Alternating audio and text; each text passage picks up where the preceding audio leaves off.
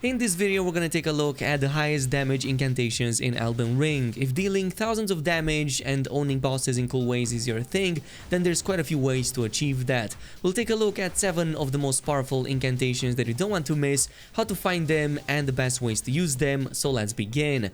Coming up to number 1, Golden Vow is possibly my favorite buff right now in the game, providing both increased damage and better defenses. You acquire this relatively early in the game from the Corpse Shack in Mount Gil right here close to the Volcano Manor once you pass the broken bridge from the nearby corrupted earth tree. It costs 25 faith, but it is definitely worth it since it gives you one of the best buffs in the game, providing a roughly 15% increase to attack power and a 10% bonus to damage negation for a whole 90 seconds.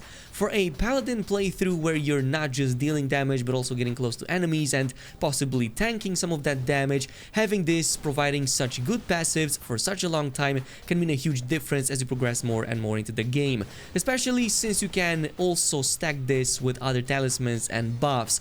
More important though, this attack power bonus affects spells too, so even if you play as a mage, it might be a good idea to maybe invest some extra points into some of that faith to get some 15% increase in total damage. Finally, and most important, you can definitely stack this with the Flame Grant Me Strength buff, so you can literally increase your damage to fire abilities by a whole 45% with these two right here and melt anything that stays in your way. Do be careful though that the Flame Grant Me Strength only affects fire related abilities, so just take that into consideration.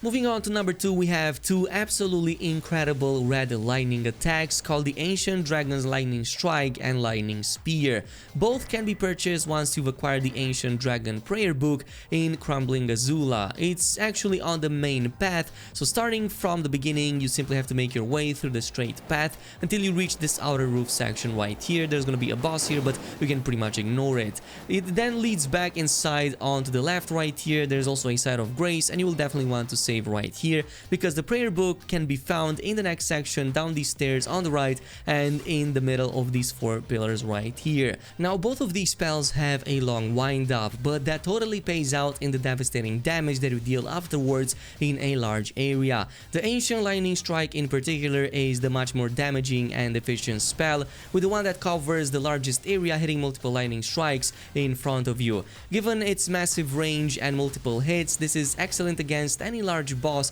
and especially if you can initiate the fight before the enemy does so. With a good setup, you can deal some of the highest damage right now in the game, almost one-shotting anything even in the end game. The spear on the other hand has a lower range, of course only affecting a smaller area in front of you, and the wind up is just slightly shorter than the previous lightning strike. Unfortunately, this isn't as strong nor is it as capable as the previous incantation, mostly because the main damage source is the hit that literally happens just in front of you, so unless an enemy is just 1 feet away from your face, you're not going to deal the maximum amount of damage. It does, however, have good setup if enemies tend to deal like a mid-body level attack, so you can basically just float up in the air when you cast this and avoid some of that to immediately follow up with a strike in the head for a rather powerful attack. But again, the enemy has to be super close to you for that to happen. And this brings us to number 4. Let's talk about one ability that was included in the previous Flame God build that we talked about a few days ago, and that's gonna be the Giantsflame Take Thee. Now this is acquired from the Guardian Garrison in the mountaintops. From the nearby side of grace, just make your way through the castle and use these ladders right here onto the right side. Ignore the enemies from here, just make your way to the wooden deck on the next floor and pass through these crates so that you can make your way into the next section in the castle. From this point on, simply follow the main path into the main tower, making your way up to the top where you will find this container that gives you the Giant's Prayer Book to give you access to these 2 spells. Now the Giantsflame in particular is definitely the strongest version of a fireball right now in the game, hurling a massive ball of raging fire which is plenty enough to face melt any enemy in the game. It does require 30 points into faith to use and consumes over 30 mana, but it's definitely worth it since you can 1 or 2 shot at most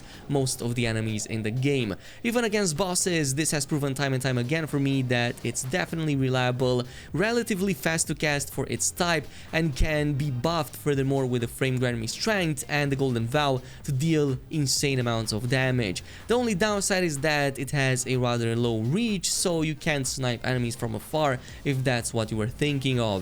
There's also a second ability that I was using with that build that I didn't talk about too much, and that's gonna be the Burn O Flame. This is basically the one that casts multiple fire pillars that rise from the ground and just completely destroy enemies. You do have to defeat the fire giant boss, which is one of the main story encounters in the mountaintops region, and then bring the remembrance here at the Maiden at the round table hold and choose either between the boss weapon or the spell itself. I do not regret getting the spell because this is again one of the coolest and most devastating in the game if you line it up properly. It has a slightly lower faith requirement and lower mana consumption than the Giantsflame, but can deal way more damage when you spec high into faith and again align this properly. It's best suited against large enemies again, especially against some of those dragons that stay on all fours, so you can line this all up for some nice dragon barbecue. If you do that and all of these pillars hit, you're going to see at least 10k in damage. It's definitely completely bonkers, and I'm just in love with how cool this spell is in particular. Of course, it has a long wind up and you can be interrupted, so this is something that you can use as a surprise element at the beginning of a fight or maybe even before starting it. Moving on to number 6, let's talk about the Lansseax glaive, one of the coolest spells from possibly the coolest bosses in the game. Now this glaive is another red lightning spell that affects a large area with a powerful damage. It's acquired by defeating the four-winged dragon just outside of the eastern part of Leyndell, right here on this kind of like hill. If the boss does not spawn to you here, what you have to do is to likely first fight the encounter nearby the abandoned coffin on this side of the map first, and then proceed to the second area. It's one of the highest faith incantations in the game, requiring a whooping 40 points into faith just to use it, but it also consumes a rather high 35 points of FP. But it's definitely worth it. The charge up is very similar to the ancient dragon lightning spear, as in your character still begins ascending up in the air, grabbing the lightning glaive and then unleashing a swipe that deals high damage, a swipe AoE, and also there's a shockwave of electricity that follows up in a rather large area. The attack is good enough to knock down most of the enemies in the game, including some of the big ones, so this gives you plenty of room to follow up with even stronger attacks or maybe a subsequent glaive cast, which can be again devastating. And this brings us to the final one on the list, and possibly my favorite right now after discovering. This is gonna be the Pest threads, and if you ever got hit by any of these during your playthroughs, especially in the later parts of the game, you know how devastating this spell can be. It has a great range, great auto tracking, you shoot a lot of these threads and they also slow down the target. This is quite possibly the best incantation right now in the game in terms of damage and pretty much anything else. I've played with this against some of the dragons in Caelid and they simply couldn't resist that damage. It's like simply amazing. You can deal over 5k damage with this if you properly line it up and get the enemy by surprise, but even like if you deal half of that, it's still good enough. The cast on this is way faster than all of the previous spells we had so far that did comparable damage. You can obviously buff it with the Broken Ashes of War if you want to, but even without that, it's still really great. I'm not really sure about that slow component of it. It slows your character when enemies do it on you, but I'm not sure if this affects enemies in any way. At least I did not notice it, mostly because they were dying way too fast. Now the best part about this is that this is quite an early acquisition. You just need 11 points into faith to use it, and it consumes only 19 FP, and it's also acquired from a relatively early quest line, and you only need to like progress about 10 minutes into that.